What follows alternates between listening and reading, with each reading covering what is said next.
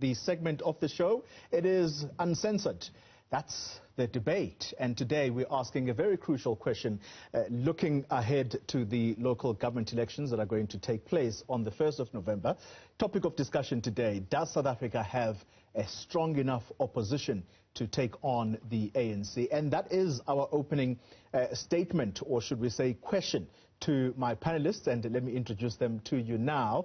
In studio, I have political analyst Sandile Swana sitting alongside David Maimela of the policy space, and we also have Tony Leon, a former leader of the opposition in South Africa at one point. To all of you gentlemen, thank you very much for coming through, and those, Mr. Leon, participating via the virtual platform, thanks indeed for your time. Let me start in studio. That's the question. Do you think we have a strong enough opposition to take on an ANC that is evidently weak going into this election? Mr. Swan. Yes, my answer would be yes. The reasons for my answer being that whilst for quite some time since 1994, the ANC has been regarded as the heavyweight champion of South African politics. But we've seen them in the last municipal elections on the floor for a count in Nelson Mandela Bay Metro, where the DA actually got more votes than the ANC. Although they didn't get 50%, their percentage was higher than the ANC. Yeah. At the same time, let's deal with these percentages quickly. At the same time, in Cape Town, the DA has got 66% of the votes, two-thirds majority. There is no place in the metros where the ANC has got two-thirds majority. The highest they've got is 58%. I think it's in Mangaung or Buffalo City. Yes. And they are in the 50s.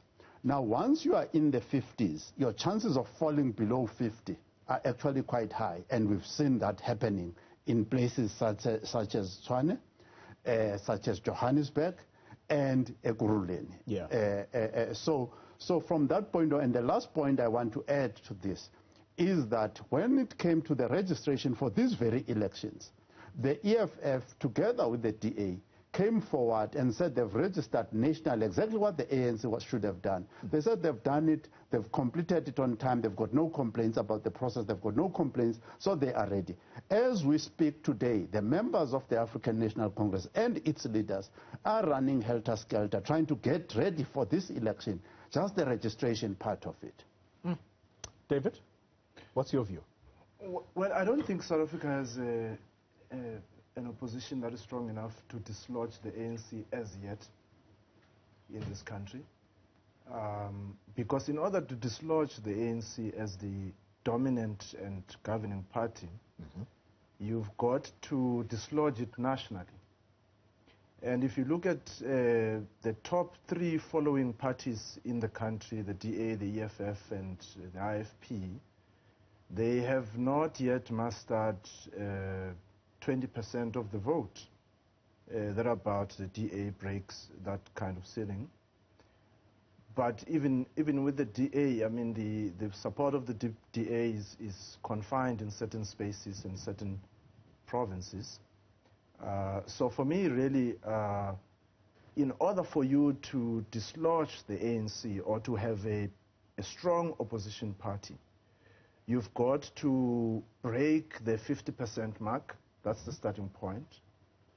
And so far, not even through a coalition,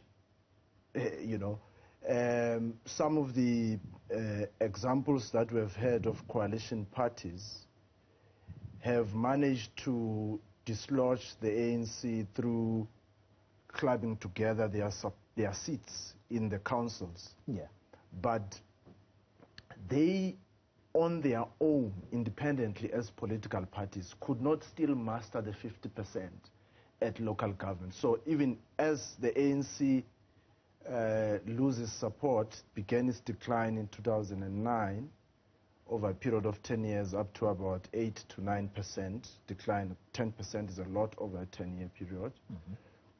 But the opposition parties, if you take the example of local government politics in the last elections, did not manage to dislodge the ANC still on their own. They have to get together in order to dislodge it. And while the experiment did not go well, all the coalitions, especially in the metros, failed dismally to perform in order for them to say, look, vote us again so that we can be able to do better because we have done better. I mean, all the coalition governments in the local government space have collapsed. Let's go to Tony Leon on the virtual platform. Mr. Leon, does the country have a strong opposition to take on the ANC in these upcoming elections, which at the moment is almost caught with its pants down? Yes, thank you very much, Gordie. Well, to use that famous Afrikaans phrase, I think the answer is ja and nee, yes and no.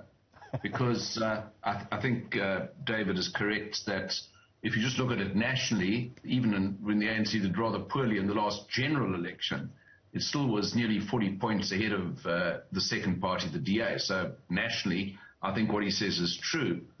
But what I think is equally true is this is not it is a national election because everyone's voting on the same day, but there are actually going to be hundreds, thousands of different local elections, and the results are going to be disproportionately very different. So I think there will be some shocks and changes where I think the opposition will actually do quite well. Why is that? Well, very briefly, the first point is the opposition, whether it's the DA or any other opposition combination, doesn't actually need to win 50%. It doesn't need to get voters to switch from the ANC to the DA.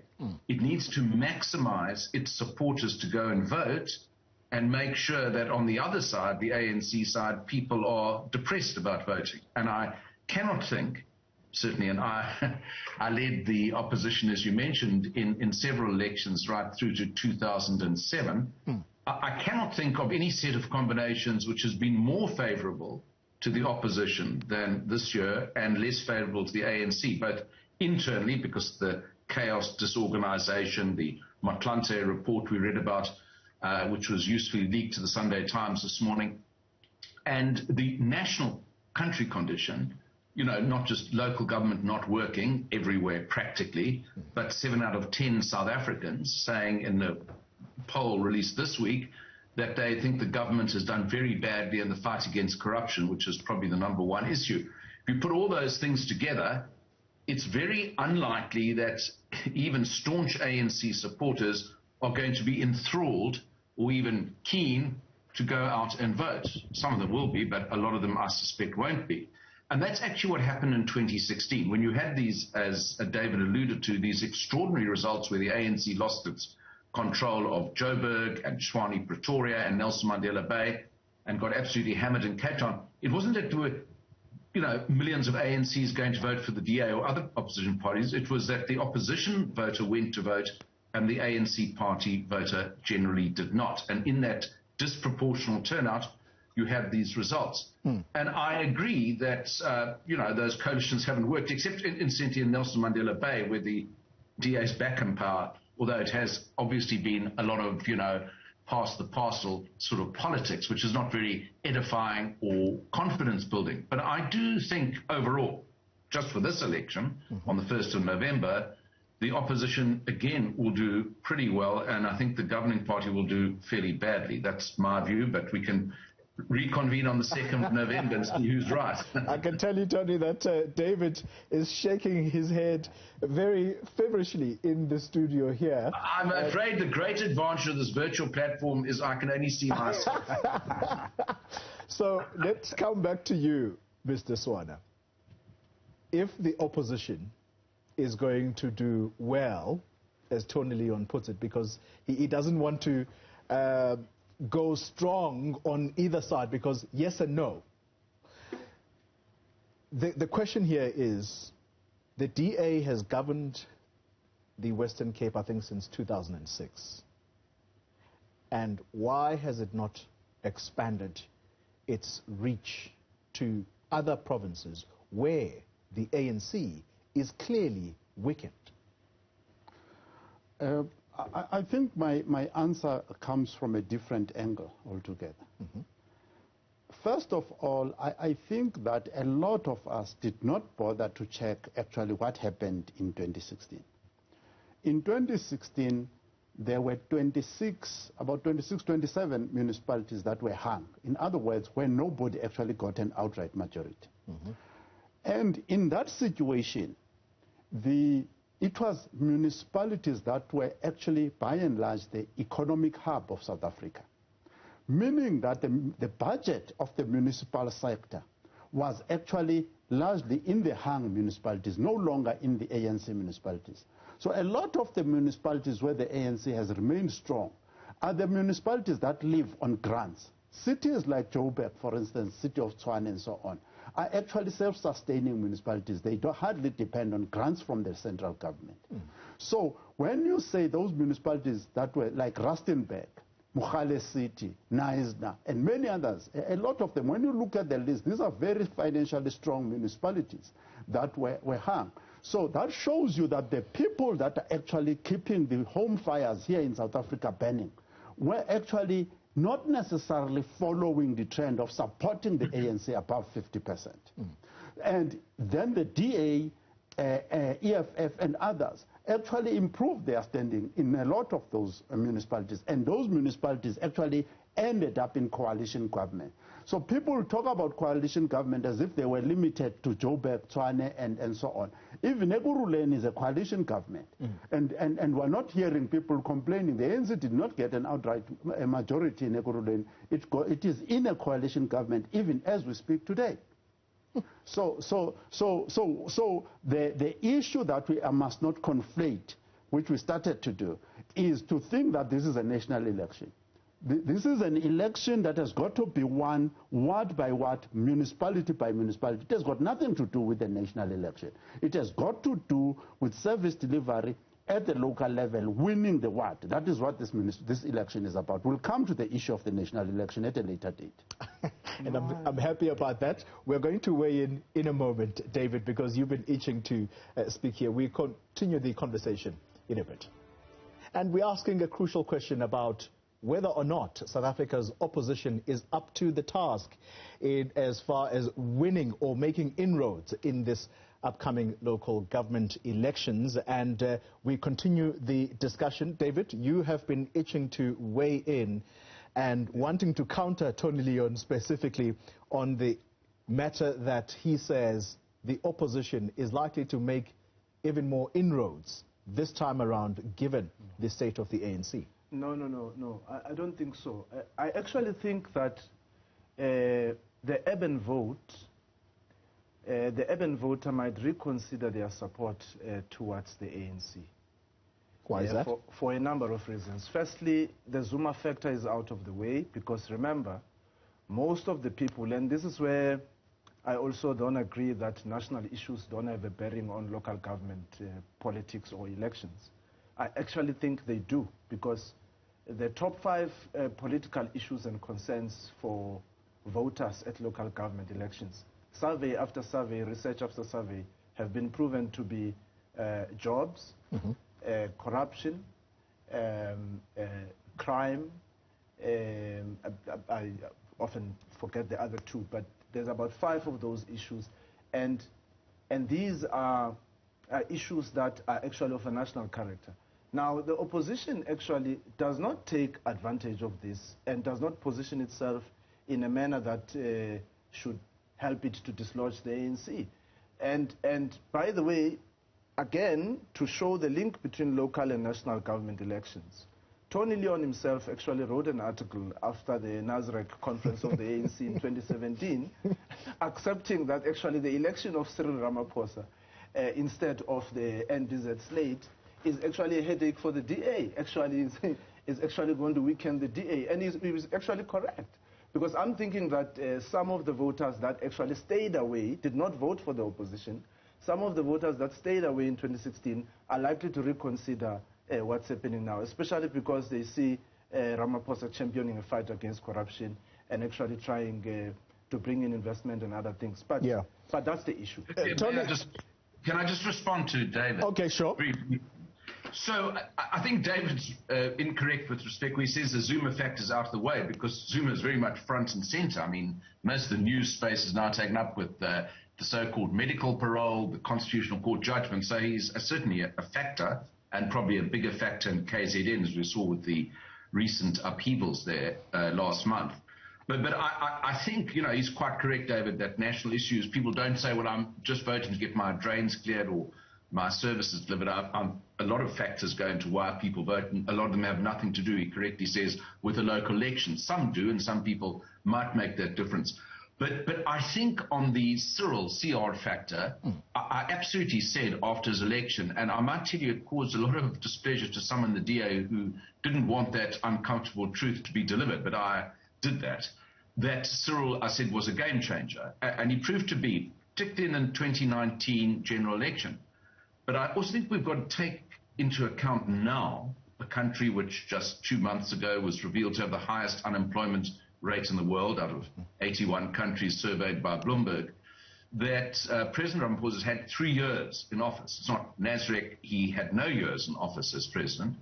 And we have very high levels of distrust and disappointment being registered. So I'm not sure that just Cyril being the face of the ANC rather than Zuma is going to offset a more systemic problem. And one of the systemic problems, I think, is that the ANC brand as an institution is much more diminished this year in 2021 than it was even in 2019, where I think the Zuma brand was diminished, but the ANC brand was still quite enhanced. But I think that is now lessened considerably, in my view. Can I say this, Tony Leon, that should the discussion, given that this is a local government election, should the discussion not start at the point of saying what has been the governance record of some of these opposition parties, in particular the DA, which remains in Tshwane, having taken over there, and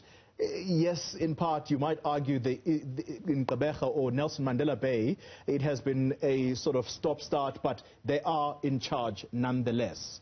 Shouldn't we start there to say, what is the governance record of the Democratic Alliance, for example, which has been leading some of the municipalities outside of the Western Cape? Well, I wrote on Friday, I thought the DA's performance in some of those municipalities was suboptimal, was the word I used in my News 24 piece or interview. But I think overall, the DA record is incomparably better than the ANC's in government at the local level, as we've seen, because the Auditor General proves it every year. The 5 best performing municipalities are all DA controlled, and the 5 worst ones are all ANC controlled. And there you have the difference. But, I think when folks go and vote, they don't just vote on the record of a governing party. I think a lot of other factors go into the decision. And I guess for the DA, and I'm not involved in its campaign at all, but I guess for the DA, what they desperately want to do is for voters to make a transactional choice, to say, look, if I vote DA, I'm going to get a better level of service, because that's what overall the record shows of DA governments, with some exceptions. And if I vote ANC, even Cyril Ramaphosa said that yesterday in his remarks at the ANC NEC, leaked into the newspaper today, I'm going to get very poor levels of service. But that's not the only thing, or even the major thing that informs people's voting. I think the DA will hope that becomes the decision-making factor. But as we know, there a lot of issues of identity, emotion, tradition go into voting choices. Mr. Swana? I think that we have to also understand that people experience the work of politicians, the work of municipalities. I'll make illustrations here. In as far as I'm aware, if you look at a municipality like Midvaal, which is one of the best performing municipalities in Gauteng and in South Africa, it's under the DA. But if you look at their local economic development documents and track record, it's impressive. So what actually happens in these municipalities is that when the municipality is running what is called a local economic development program, that municipality over time becomes less and less dependent on grants and more independent in the process of creating new businesses and eliminating unemployment in its realm. On the other hand, we have municipalities, and in the course of my work, we consult on these things and we advise on these things. You get into a district controlled by the African National Congress, and you meet 5 LED officers that make up the district. None of them has got economics 1, and they are running. None of them has got economics 1, has passed economics 1. The district is increasing and leading in the addition of unemployment in South Africa, right? And this happens all over, right? So to those so-called national issues, if a city is actually growing economically and absorbing unemployed people, there are capacities and powers that are there. And people can see when it is happening. That is why people migrate from certain cities into other cities. That is why in the Eastern Cape, with the refugee crisis, from the Eastern Cape into the Western Cape, because the services were just not being delivered, and it's still true till today. So we must be very careful of this thing, of conflating these issues. There are issues that are on the ground that the local politicians need to be there. Lastly, that is why today the African National Congress is saying that they must produce and implement a district development model, because they understand that these very same big questions can actually have to be answered at the local level. David, that district development model that the ANC is punting or has been punting, I put it to you, it's not going to go anywhere if you do not have skilled professionals running these municipalities. And that point has been made in the leaked document that Tony Leon refers to, which is being reported about in the Sunday Times, that the right people ought to be in the right positions at municipal level. And he uses the word, where we control, it is a mess. Yeah, the fourth issue that people vote in local government elections on is actually service delivery. And you can only deliver if you've got a capable local state. But not only that, because that's just one side of the coin. The other side of the coin is basically development, which can only come if the local state, the provincial state, and the national state work together in partnership with the private sector to actually invest and work in those local spaces. So government alone will never grow the economy. Government alone will never grow the rate of employment. You require the private sector to invest in a massive way, in areas that have got potential for growth, for economic growth, so that we can create these jobs that everyone is talking about. But let me also tell you why people vote, by the way, and why the ANC continues to have support. This is just openly in the eyes of everybody. First of all, for historical reasons. People are still loyal to the African National Congress. Secondly, it's a generational question. Again, it links up to the loyalty question. But thirdly, importantly, you can look at the community surveys of the Stats SA and other studies that are done by Stats SA, which is the most comprehensive. Actually, the Institute of Race Relations also agrees that since 1994, the quality of life of South Africans has actually, improved under the ANC. The DA also does make that admission as well. Where the ANC fails is on job creation, which is the biggest issue in the country at the moment, for young people, for women, etc., etc. That's where the ANC fails. But when it comes to social protection, right, when it comes to creating access to schools, to hospitals, that kind of thing is there, but the question becomes the quality of those types of services. But, the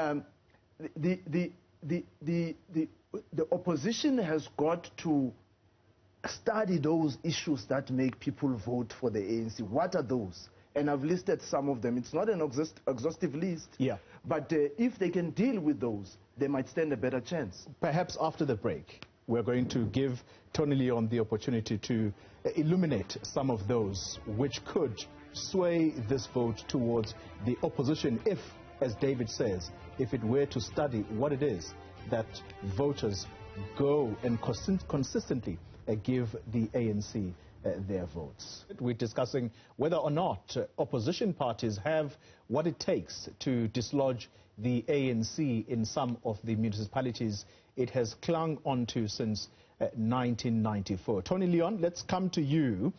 David, almost alluding to what it is that voters, or should I say the opposition, needs to study about why voters consistently give the ANC their vote, albeit diminishing over the years. But what are these issues that the opposition... I think David touched on quite a few of them, and I do think sentiment rather than reality is a fact, although there's probably a fair amount of reality that people vote for parties that they can identify with. To use that English as an England expression, you can't fatten a pig on market day. You can't suddenly arrive, on election day and expect people to vote for you, or 50 days before. Unless you've got a presence and a network inside the area or the community over time, you're going to have trouble getting people to support you.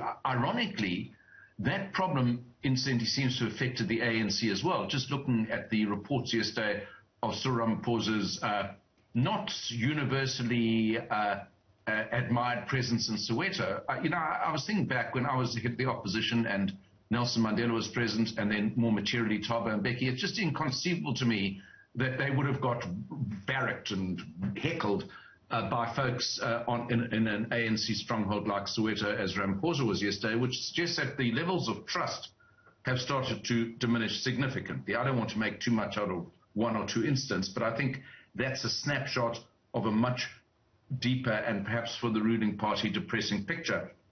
And the fact is that people are on every opinion poll we've seen, and all we have so far is opinion poll. I mean, I have a view, David has a view, Sandile has a view, you have a view, but I mean, it's there is some basis of a general view that levels of trust are very low in institutions, in the government, in local government, and we know why that is.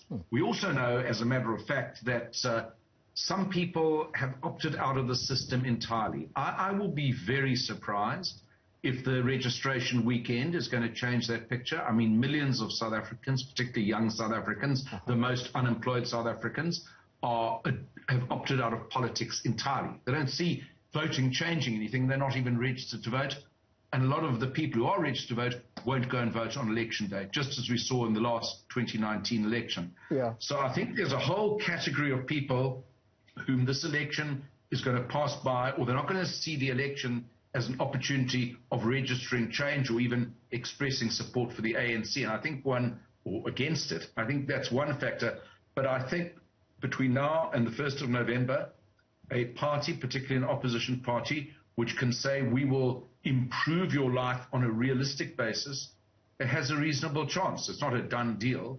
But I think if I was in charge of the opposition, I would rate my chances being better in this election than they likely have been at any election before. And once again, if the opposition can't do pretty well in this election, then that's going to be a problem for them and perhaps even for the country going forward. Hopefully, I'll be able to ask all of you to give me your predictions before we end. Mr. Swana, on the issue of young people, that is one of the matters that is being reported about as having been presented to that NEC meeting, and the President, Ramaphosa, has made it clear that initiatives that are going to absorb young people into jobs, those have got to be harnessed. He is extremely worried about young people who are roaming the streets without anything to do. I'll make two statements about this.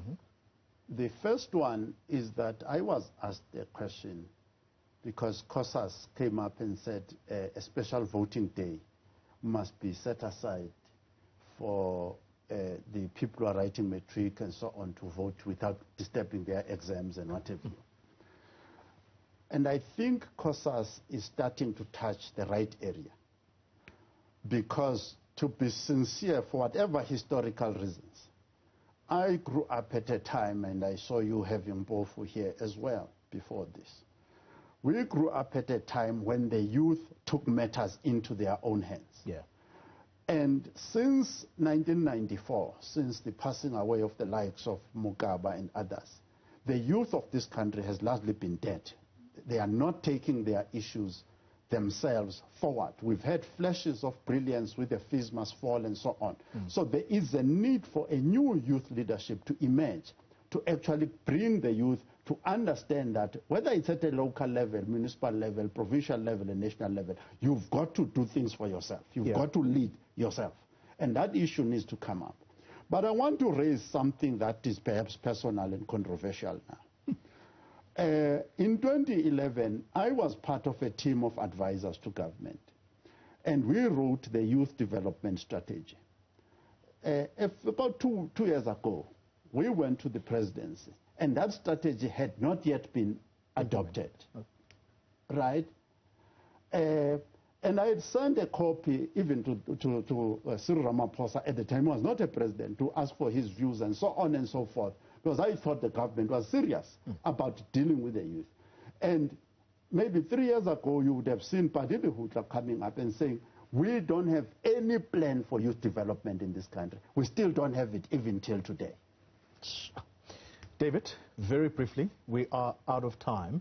On a score of 1 to 10, is the opposition likely to get an outright majority in any of the metros, for example? No. None of the opposition parties will get an outright majority. And as I always say, the ANC fails at a level of governance, corruption, and jobs, and succeeds on many other areas. The opposition party is sitting, folding their arms, waiting for the failures of the ANC to be a windfall for them. They are not offering alternative policies and programs, and as a result, none of them will cross the 50% mark. And I also don't think actually that the voters will again vote for coalition arrangements, because they did not work. I wouldn't do that if I was a voter. Tony Leon, on a score of 1 to 10, outright majority? Well, I'd say there's a 10 out of 10 chance the DA will get an outright majority in Cape Town, so that's one metro that will definitely go to the opposition, as it has done every election since 2006. But I also think, while I agree, Joburg, Nelson Mandela Bay, Tshwane, Durban, I don't think the opposition will get 50% in any of those, but I am prepared to hazard a guess that the ANC won't either get 50% in that. And this time, because of the events that happened there, I think, and the infighting, I don't think the ANC is going to struggle to get 50% in Durban this time. I think maybe they'll win Bloemfontein, Mangaung, and East London, but I think in the metros, the picture's going to be bleak for them, and you could argue bleak for the opposition, but I think there will be a rising opposition vote. And I absolutely agree with David. People don't vote for coalitions, they vote for parties, but coalitions are the outcome of hung elections. And as Sandile said, many of them were hung last time. I think that is going to be the pattern in this election as well. Mr. Swana, you have the final prediction. Our constitution is designed for coalitions. The architecture of our politics is headed towards coalitions. The ANC is probably the first proper coalition party, because they are averaging in the 40s now. So they are actually starting to be at the right place where they should be. The others, as we go forward, 51% and all these 80%, and that's not the future. The future is in the 40s. Gentlemen, my thanks to you for your time and your insights. Thank you very much. That was the debate, Uncensored. Up next.